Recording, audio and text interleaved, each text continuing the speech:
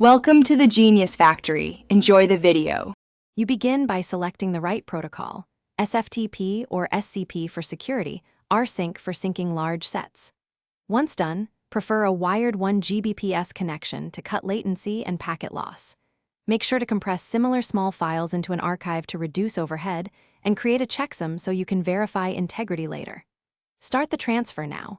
Open your client or terminal, authenticate with keys for faster, passwordless login, and initiate the first session.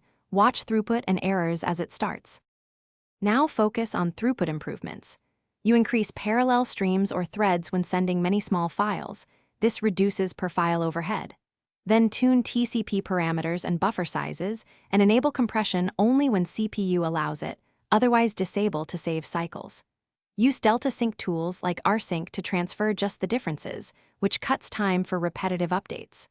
Also, schedule transfers during low-traffic windows and, when possible, split the job across machines to run concurrently so you get predictable, faster completion. Finish by validating integrity.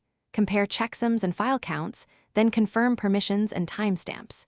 You should enable resume support so interrupted transfers continue without restarting. Use partial uploads and incremental retries for robustness. Once verified, archive or remove local temp files to free space. If something goes wrong, check MTU mismatches and firewall or NAT rules first. These often throttle or block streams. Finally, document the settings that worked so you replicate a fast, reliable transfer next time. Thanks for watching. If you found this helpful, don't forget to like and subscribe.